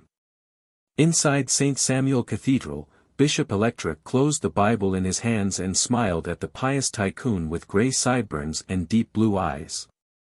Klein laughed and replied, This is expected of a believer. Next up is the study of the letters of the saints. Yes, which saint do you wish to begin with? Electra asked. Klein looked to his sides and chuckled. Let's do St. Samuel then. Electra wasn't surprised at that as he seriously introduced, St. Samuel was a Backland archbishop during the fourth epoch of the Trunsoist Empire. He contributed greatly to the spreading of the goddess's faith and entered her divine kingdom before dying, becoming an angel. As he spoke, he flipped to the corresponding letters of the saints. At this moment, Klein's spiritual perception was triggered. He felt a deep sense of evil and diabolical will spread above him. Following that, a cold and quiet feeling extended from underground, leveling everything and restoring the cathedral to its former tranquility. Bishop Electra snapped out of his daze and said to Dwayne Dantes, who didn't seem to detect anything, Sorry, I just recalled something. Chapter 788, Hidden Passage Translator, Atlas Studios Editor, Atlas Studios, It's fine, Klein replied with a warm smile. Although he didn't seem to notice anything, thoughts were flying through his mind. He began considering what the anomaly that happened during that instant meant. Previously, the keepers would head upstairs along the nearby staircase. It can be preliminary determined that they live there, coinciding with the area where the anomaly happened. The keepers aren't in the best of conditions, so the chances of them losing control are greater than ordinary Beyonders, causing them to suddenly release a sense of an evil and diabolical will. And this was suppressed and quelled by the core seal deep behind Cheney's gate. If that's the case, there are two possibilities. 1. The core seal behind Cheney's gate can sense all the anomalies in St. Samuel Cathedral, and then react instinctively. 2. During the keeper's watch over the years, they are constantly corroded by the core seal's powers. In a certain sense, they are a part of it, or they bear the weight of the corresponding traits. Once any abnormalities happen, their bodies will immediately intervene. If it's the former, that means that when I knock a keeper unconscious and replace him, it will easily be detected by the core seal behind Cheney's gate. It will produce an anomaly like before, causing my plan to fail right at the beginning. If it's the latter, I'll definitely be repelled when entering Cheney's gate, even when disguised as a keeper. I need to figure out the problem before coming up with a direct countermeasure. It's really difficult to steal sealed artifacts from the various churches. It's no wonder almost no one is willing to do so. As Klein's thoughts wandered, he superficially paid attention to Bishop Electra's explanation of St. Samuel's experiences and letters that he left behind. When it was almost time, he politely bade him farewell. After returning to 160 Buckland Street, he saw his butler approach just as he handed his hat and cane to Richardson. Sir, do you plan on holding a ball or banquet next weekend and invite the neighbors? Walter wasn't using a suggestive tone, but a tone of inquiry. However, Klein knew very well that since his butler had raised the matter, it meant that it was almost time. He nodded gently and said, Saturday night then. A ball. I'll have to trouble you and Tanaja to make the preparations. Is there enough money? When saying the last statement, Klein looked to his housekeeper. Tanaja sternly nodded and said, There's enough. The various alcoholic beverages in your wine cellar is enough to handle several banquets. When moving into 160 Buckland Street, Klein had handed her £1,000 in cash for the household expenses. From the looks of it, even with the need to replenish fine wine, tea leaves, and coffee beans, it wasn't something that could be spent in a month. The gold pound is rather strong after all. Klein nodded and smiled. Let's not use wine that's too expensive for our first ball. It's common to be reserved in loan. Yes, sir. Although Walter was very aware of how to run a ball, he still paid serious attention to his employer's instructions. He paused and said, "There are only two things you need to do. First, it's to settle the guest list with our help, thinking up some small talk for each guest, matching the person's corresponding status and experience. Second, it's to order a suit for the ball." How troublesome. When greeting Hazel, can I say that the sewers here are cleaner than the squares in the southern continent? As Klein sighed and lampooned, he nodded slightly. No problem. Deep into the night, the crimson moon hung high in the sky. The smog which had significantly thinned made Buckland have an additional sense of tranquility. In Dwayne Dantes' master bedroom, Klein set up a ritual to summon himself. He planned on entering the sewers tonight to confirm that Trissy had left. He then planned on heading for the fork she had described, to explore the so-called hidden passageway to see if he could discover anything. Klein didn't have extravagant hopes of gaining anything. He was only worried that the secret hidden in the sewers would pose a hidden risk that would one day explode. This could easily involve Dwayne Dantes, who lived nearby, spoiling his plans and stealing the Antigonus family's notebook. On this matter, I can't be an ostrich that buries its head in the sand and pretend not to know anything. I should discover the problem early and destroy what needs destroying or report what needs reporting before it completely erupts. That's the most effective solution. Of course, I also need to be sufficiently careful. I mustn't let my exploration end up lighting a fuse.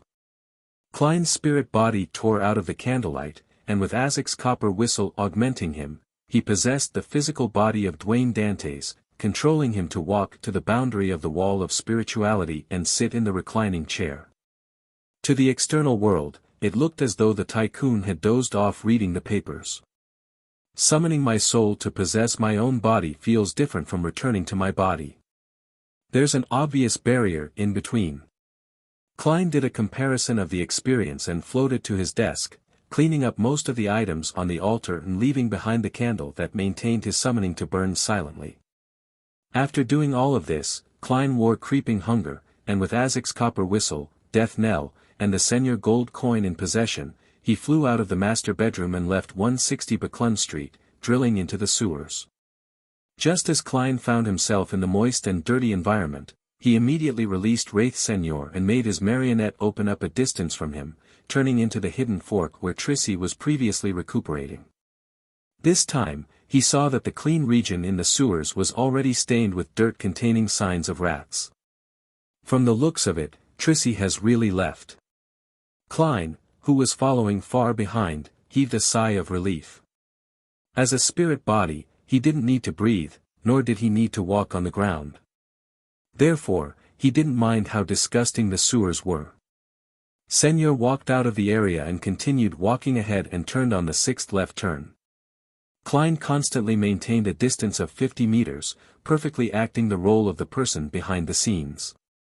At the end of the fork was a corroded wall covered in moss. At a glance, there weren't any abnormalities to it. If Trissy hadn't mentioned it, Klein wouldn't have gotten his marionette to observe every inch of the area in detail.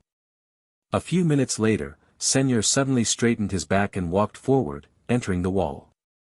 Passing through the rather thick obstacle, Klein's eyes opened up. With the marionette's vision, he saw a half-natural, half-artificial cave. It wasn't more than 1.8 meters high and was about 3 meters wide. The ground was littered with tools like shovels which were wrapped in oilskin and large piles of mud and rubble. Right up ahead were two hidden passageways that extended downwards. The left one was about 5 to 6 meters deep, while the one on the right was nearly 10 meters deep. However, nothing seemed to have existed in them, as though they were still being excavated. This was dug up by Hazel. In the day, she's an arrogant lady of high society, and at night, she's an excavator in the sewers. Furthermore, she's moving the dirt and rubble one pail at a time.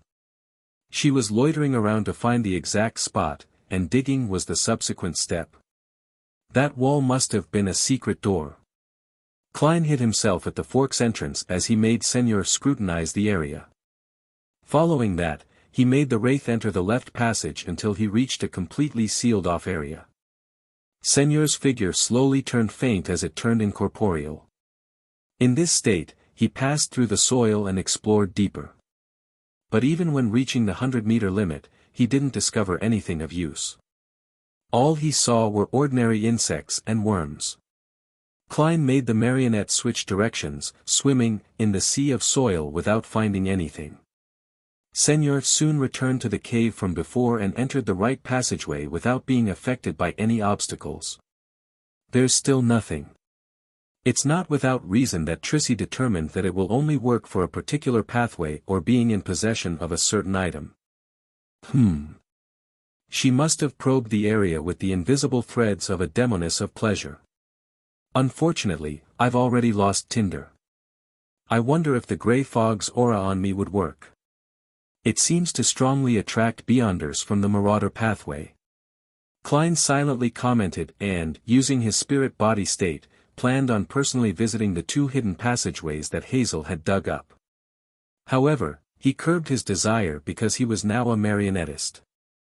Doing it personally in situations that didn't require it was in violation of the acting principles. It's fine even if I don't use the gray fog's aura.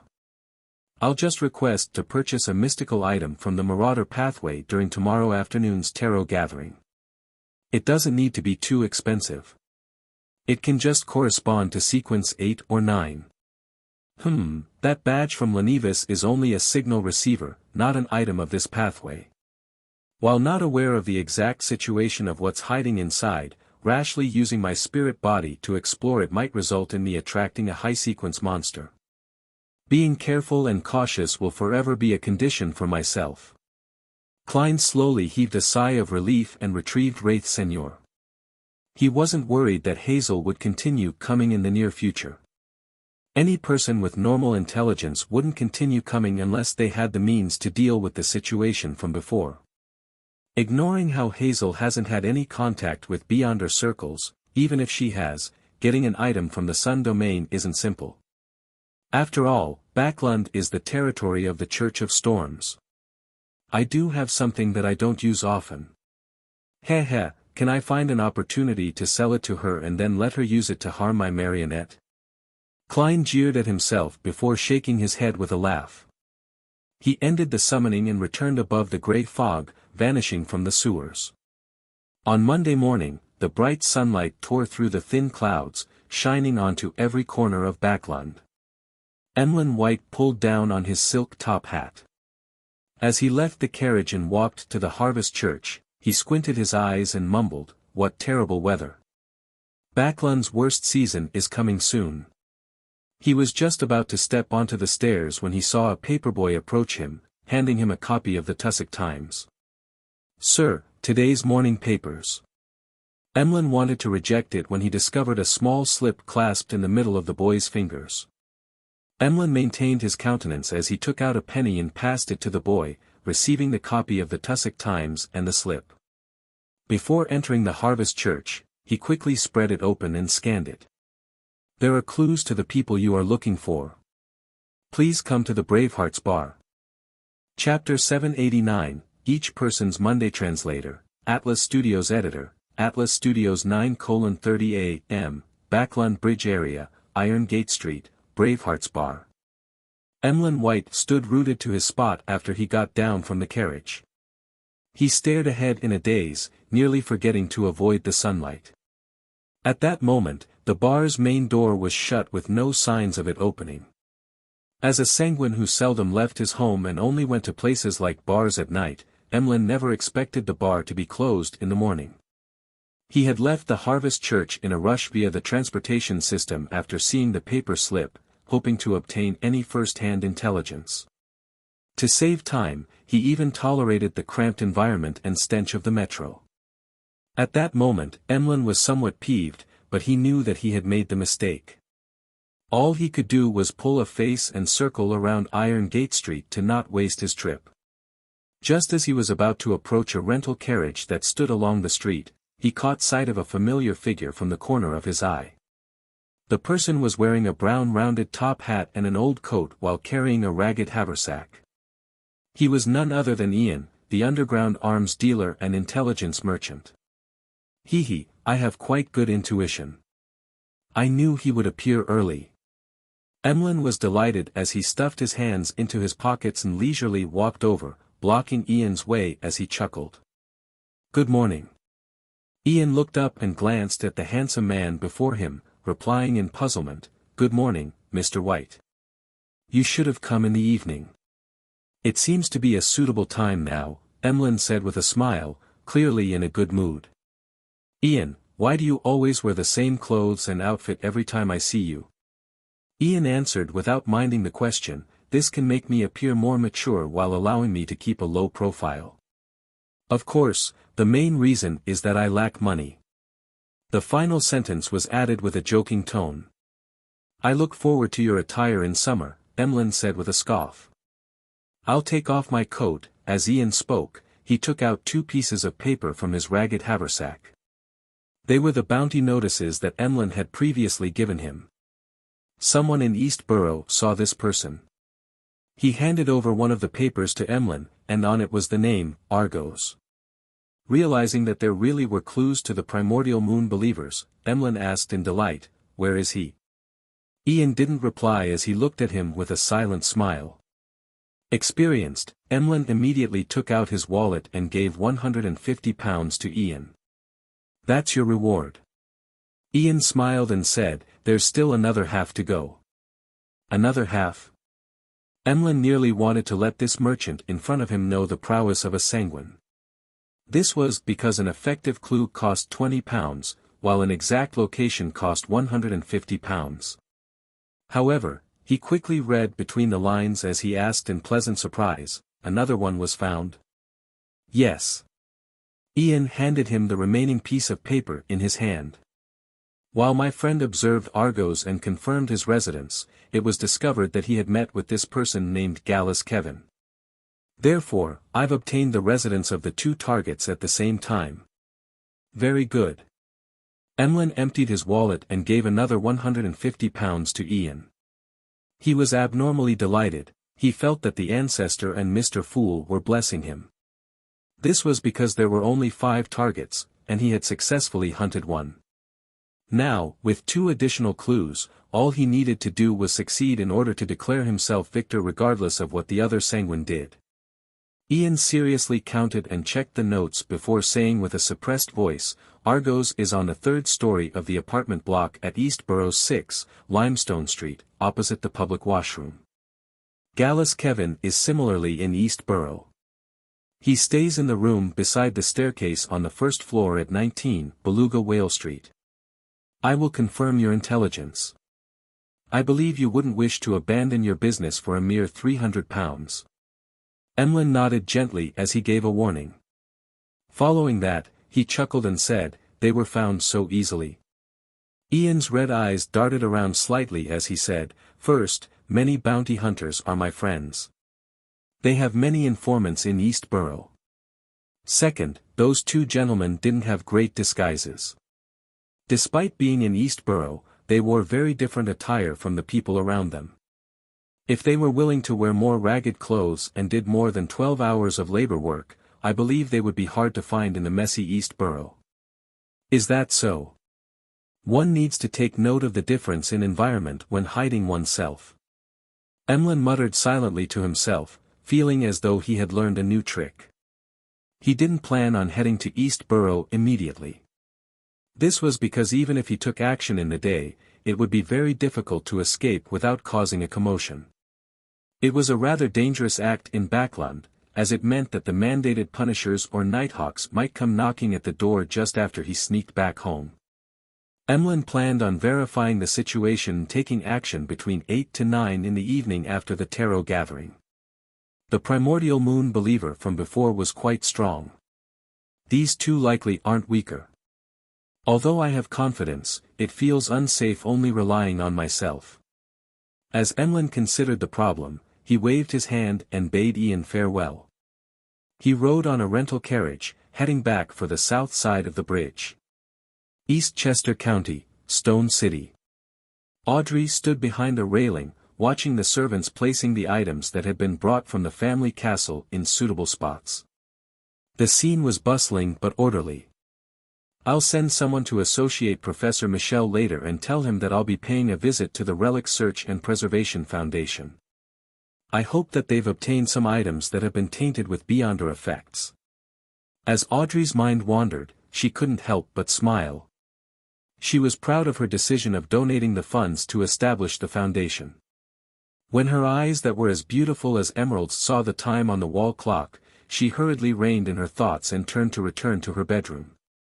Susie was slumped in a corner of the bedroom. Its front paws were crossed, giving it a sense of elegance. In front of it was an opened book. There were dense lines of text written on it.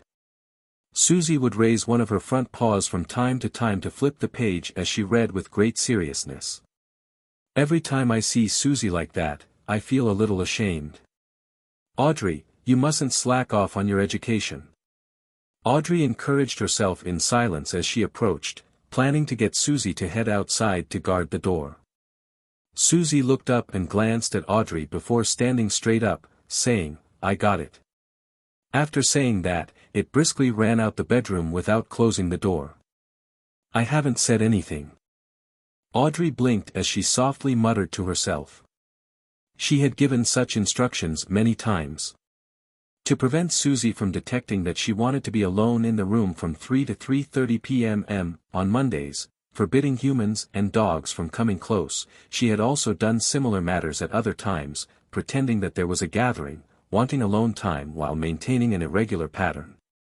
I have to say that Susie's existence has effectively raised my motivation to learn, as well as how strictly I handle matters. I can't be inferior to a dog. But, being better than this dog doesn't seem to be something worthy of praise. Audrey puffed her cheeks with a self-deprecating comment as she sat by her bed, awaiting the beginning of the tarot gathering. 3 p.m. above the gray fog. Dark red figures shot up along the two sides of the long bronze table, materializing into different blurry figures. "Good afternoon, Mr. Fool," Audrey's greeted with a cheery voice as she bowed. The other members greeted one after another until the existence at the seat of honor nodded in response. While sitting down, Furs couldn't help but look at Mr. World, wondering what she should use as an opening. Apart from passing on her teacher's reply to Ma'am Hermit, she planned on doing a few matters. 1. She wanted to tell Mr. World that due to the difficulty of the mission, she would pay him more, but it required him to wait. This was because the sale of the houses took time. Second, after brainstorming, she thought of a good way that could earn money and raise her strength. She had gained inspiration from the world's actions, rent out Lamino's travels. When a member needed an item to temporarily raise their combat strength to deal with certain situations, they could rent Lamino's travels from her. The rent could be paid in two forms, cash which wasn't too expensive or to record Beyonder powers instead. This also meant that the renter had to guarantee that the spellbook was returned with more filled pages. Of course, as the provider, Furs would record useful apprentice powers like door opening, providing the renter with relevant help. A problem that could easily happen in this transaction was that the renter might not return it, but with Mr. Fool witnessing these exchanges in the Tarot Club, Furs believed that no one would be blinded by greed. And the death of the renter was a low-probability event for losing Lamino's travels. But with everyone knowing that they could pray to Mr. Fool in times of danger, death was an even smaller probability. How can there not be any risks when doing business? I will talk to Mr. World about when he will use it so that there won't be any conflicts. Furs retracted her gaze and heard Ma'am Hermit speak. Honorable Mr. Fool, I have 2 pages of Roselle's diary this time. Ever since contact was made with Queen Mystic, the receiving of diary pages has stabilized in a rather terrifying manner. Klein nodded slightly and chuckled. Very good. After a brief silence, Catlia conjured 2 yellowish-brown pieces of paper. They leaped into Mr. Fool's palms as if they had tunneled through the spirit world. Klein slowly lowered his gaze at the diary in his hands. December 29th. It's almost a new year again. All the mausoleums have been built. What's done cannot be undone. Chapter 790, The End of the Diary Translator, Atlas Studios Editor, Atlas Studios. All the mausoleums have been built. What's done cannot be undone. Klein looked at the diary page in his hand as his thoughts boiled over as ideas kept emerging and shattering. From his point of view, this diary page of Emperor Roselle nearly proved his previous conjectures. He had chosen to forcefully switch to the Black Emperor pathway in his later years, doing so at the cost of going mad to become a Sequence Zero true god. What drove the Emperor to make such a decision? What did he discover that resulted in his agitation, rashness, and loss of composure in the previous diary entry? And compared to back then, his emotions in this diary entry appear calm and composed, but it feels like he is even more extreme. It's hard to imagine what the Emperor experienced or encountered in his later years that resulted in him having such an abnormal situation. The madness that angels are embroiled with to begin with, or is it something that had happened to the faith of the believers that kept him anchored, his rationality? If he was normal, shouldn't he hold back a little and strive for certain outcomes before finding an opportunity to devour the hidden sage? Klein instantly thought of many things, but he was unable to find any evidence. And on this page of goatskin, there were only 2 short lines of text, as though it indicated the final diary page of Emperor Roselle's life. The end of the year or the beginning of the new year was the day he was suspected to have perished in the White Maple Palace. An emperor of an era, a transmigrator's last words. Klein sighed silently as he flipped to the goatskin beneath. The diary page didn't have a date, but at the top of the page was a line in Faisac immediately follows the previous page. The words were written neatly and elegantly, very different from Emperor Roselle's handwriting. It was obvious that it was added by someone else. It's probably a note by Queen Mystic. To indicate that this is the last part of the diary, written after the Emperor said that what's done cannot be undone. But why isn't there a date? Klein was deeply puzzled as he read the corresponding content, his gaze freezing up. I believe I'm not the only transmigrator in this world. If there's anyone else who can read my diary, remember to carefully select your Beyonder pathway. Once you choose this, it pretty much confirms your allies and your enemies. I'm unable to give any actual suggestions because I myself can't see the true faces of the 7 deities or those evil gods. This might be partially related to the second blasphemy slate that the ancient organization hides. Unfortunately, I only have a rough idea of the hidden parts, and I'm unable to verify them. Similarly, I don't know what's written on the first blasphemy slate either. A useful warning is to not choose pathways with sequence zeros that are occupied, and also be careful of neighboring sequence zeros and sequence ones. I've suffered tremendously on this aspect. As for what sequence 0 represents, search for my other diary pages if you aren't aware. This page is equivalent to the afterword of my life. If I succeed, I'll be a god, and it will be another story. If I were to fail, there wouldn't be a future. Perhaps, well, you know. Go, my friend who understands my diary, go seek out the secret of transmigration and the truth hidden within. I'll be watching you, if I'm still alive. Finally, let me warn you that you have to remember, be careful of the moon. Klein wasn't surprised about there being more than one transmigrator. After all, he had long known of a senior in the form of Emperor Roselle. He was puzzled about the details that the Emperor had used to determine that there wasn't only one transmigrator. This was a very important point, as it held great meaning as to whether there were incomparable problems in his bid to return home. This was like an unknown equation. Without enough examples and conditions, there was no way to obtain the correct answer no matter how he tried to solve it. Only with enough equations could he find the correct answer. The emperor should have written his discoveries on this matter in the previous diary entries. Unfortunately, I have no way of knowing where it is in order to do a targeted search and recovery. Klein silently sighed before considering the other contents in that afterword.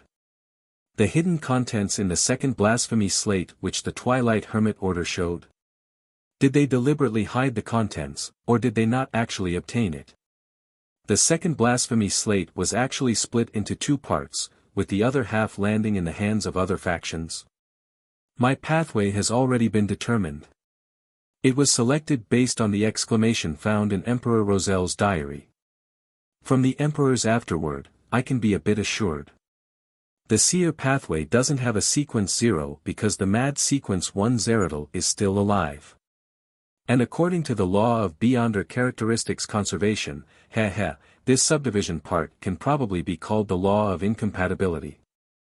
If there's a sequence 1, there's no sequence 0. I need to be careful of Zeradal, Mr. Dor, Blasphemer Amon, and Palaz Zoroast, as well as the other sequence 1s who exist in these three pathways. What does being careful of the moon mean? Be careful of the primordial moon. That could be said directly. Wait, the Emperor apparently had thoughts of exploring the Crimson Moon before. Could it be that he finally committed himself to do it and discovered something on the moon, which is why he warned other transmigrators to be careful of the moon? The moon has something to do with transmigration. Yes, the Emperor's tone indicates that he still has some contingency plans, and he might not completely perish. He might be watching me. There should also be clues to such matters, and they should also be written in the earlier diary entries. As conclusions and puzzlements flashed through Klein's mind, he finally turned solemn. He made the diary in his hand vanish and looked towards Katlia. Do you have anything you want to ask? Katlia nudged the heavy glasses on her nose and politely bowed her head. Honorable Mr. Fool, I wish to know if Emperor Rozel is still alive. This question snapped the other members of the Tarot Club out of their own thoughts as they looked towards the end of the bronze table in agitation. Although Emperor Rozel being alive wasn't directly related to them, nor would it bring any obvious influence, this topic was enough to stir the thirst hidden deep in the hearts of people regarding rumors and gossip. I thought I would be immune to such matters after advancing to a psychiatrist.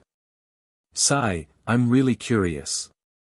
Audrey looked at Mr. Fool with bright eyes as she waited for him to give the answer. Only Derek was uninterested in the matter. The reason why he looked at Mr. Fool was solely because everyone else had done so. Indeed, Queen Mystic's questions are basically targeted at the diary pages she provides. Klein didn't feel stumped as he skillfully chuckled. Perhaps. By using the answer, perhaps, he was expressing that Emperor Rozel had the hope of saving himself. As for whether he eventually succeeded or whether there was an accident, it wasn't in the scope of the question that might not have an answer. Perhaps. Mr. Fool is implying that Emperor Rozel might still be alive. Katlia and company felt as though they had heard the greatest secret in the world as they felt a little agitated and excited. However, they could also sense the underlying tone in Mr. Fool's words. Due to the lack of diary entries and with him having just awoken recently, he was unable to determine if Emperor Rozel had seized an opportunity. To determine that would require more clues and evidence in the future. Regardless, Emperor Rozel was likely mentally prepared for the assassination. Without giving Justice, the Hanged Man, and company to think of the related problems, Klein leaned back and said with a calm tone, "That's all from me." Furs hurriedly snapped out of her fantasizing of Rozel's late years as she looked to the end of the bronze table. Honorable Mr. Fool, I wish to communicate privately with the world. It will end quickly. What does she want to communicate with Gehrman Sparrow about? Isn't Mr. X's matter over? Klein thought in puzzlement as he nodded gently. Yes. Following that, he blocked the senses of the other members and controlled the world to chuckle hoarsely. Is there anything else? Furs deliberated for 2 seconds and said, "This is the matter. Mr. X's head allowed me to receive a handsome reward. I believe that I didn't pay enough on this matter to match the difficulty of the mission. Therefore, I wish to compensate you. How much do you wish to receive?" "Not bad. You actually want to compensate me without any prompting." Although Miss Magician is a little greedy on gaining petty advantages, she's still an honest person. It's very normal to earn some profit while making a transaction. It's not considered greedy. The pleasantly surprised Klein sighed inwardly in praise as he made the world chuckle. "How much can you pay?" Furs hesitated for a moment and said, £5,000. She had used the £10,000 price she had informed her teacher, and planned to split it evenly with Mr. World. Furthermore, she needed the recipe, crystal ball, and beyonder ingredient, thus, she planned on selling the 2 properties and give him money directly. And as for the reason why Furs was this generous, it had to do with the mission being harder than she had expected while also paying too low a price. In addition, she was increasingly fearful of the World Gairman Sparrow. She didn't dare to offend the crazy adventurer and terrifying bounty hunter. The Abraham family gave quite a huge reward. Klein controlled the world to say with a laugh, "If you can use large amounts of gold coins in place of notes, you can pay less. It will just depend on how much you can gather. I'll try my best."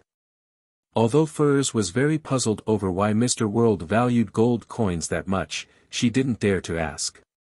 He had done the same with Ma'am Hermit's transaction previously. She paused before asking, "Mr. World, when would you need to use Lamino's travels?" "I plan on renting it out before and after that period in order to earn some money and beyonder powers." "Rent it out? Rent out a mystical item?" Klein was taken aback upon hearing that. He never expected Miss Magician to have such business-oriented mind.